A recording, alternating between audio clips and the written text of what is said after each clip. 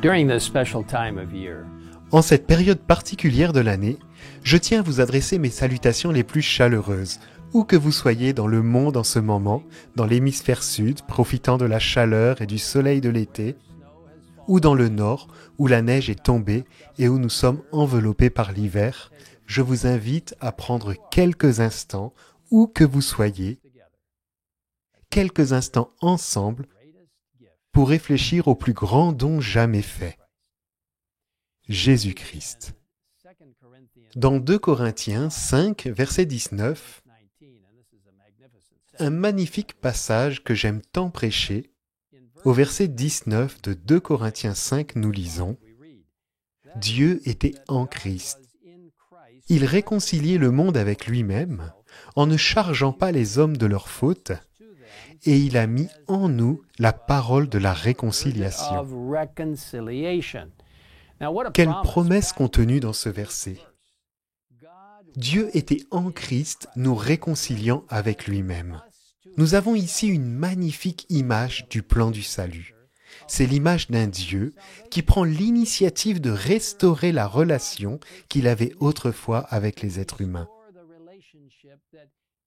Une perte vivement ressentie lorsque l'humanité a choisi de se séparer de son Créateur.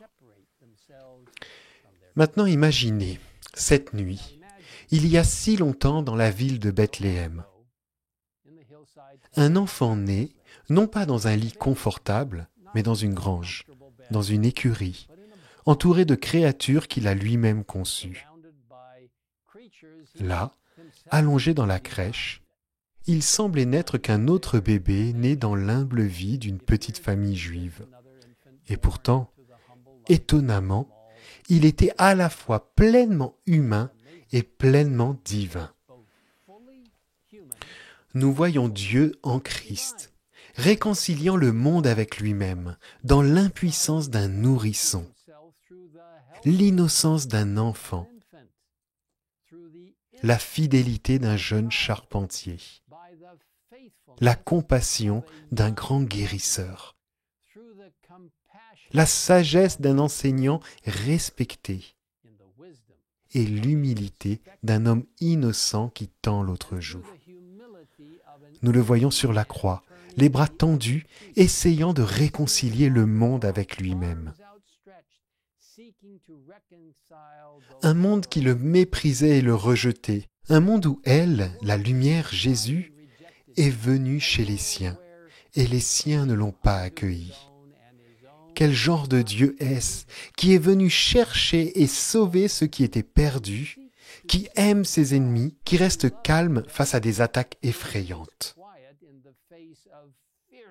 C'est un Dieu qui cherche à se réconcilier avec nous.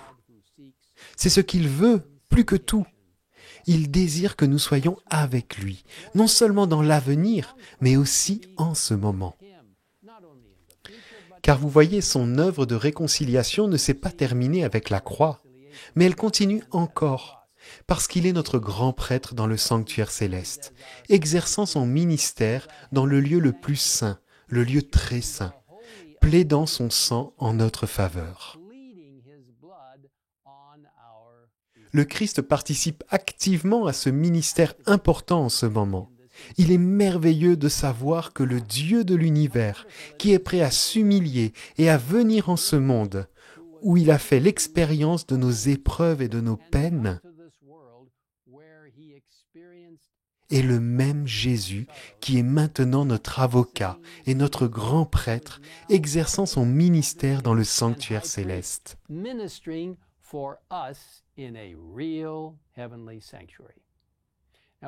Dans Hébreux 4, verset 15, nous lisons que nous n'avons pas un grand prêtre incapable de compatir à nos faiblesses. Au contraire, il a été tenté en tout point comme nous, sans commettre de péché.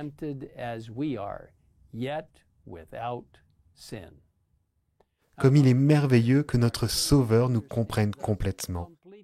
C'est peut-être pour cela qu'il a prié il y a 2000 ans, non seulement pour ses disciples, mais aussi pour nous, lorsqu'il a demandé à son Père de nous garder. En ton nom, ce nom que tu m'as donné, afin qu'ils soient un comme nous. Vous voyez, mes amis, Jésus a réalisé non seulement ce qui était nécessaire pour que nous soyons réconciliés avec lui, mais que la réconciliation ne serait pas complète si nous n'étions pas également réconciliés les uns avec les autres. C'est pourquoi il nous a donné le ministère de la réconciliation. Nous sommes tous appelés à ce ministère spécial. Et Dieu nous a donné le pouvoir par sa parole de réconciliation, c'est-à-dire la Bible. C'est par sa parole que nous trouvons les clés de la réconciliation avec les autres, la confession, le pardon, l'espoir et la guérison. Quelles que soient les difficultés, les disputes, les frustrations auxquelles nous sommes confrontés, le Seigneur a ouvert la voie à la réconciliation, à l'unité entre ses croyants. Sa vie humble, son ministère désintéressé auprès des autres, son sacrifice extraordinaire sont autant d'exemples pour nous, nous encourageant à mettre de côté tout ce qui nous empêche de nous réconcilier avec lui et les uns avec les autres. Lorsque nous pensons à notre merveilleux Sauveur dont nous nous souvenons d'une manière particulière de la naissance en cette période de l'année, ne sachant pas exactement quand Jésus est né, probablement vers le printemps. Mais en cette période, le monde se centre autour de cela.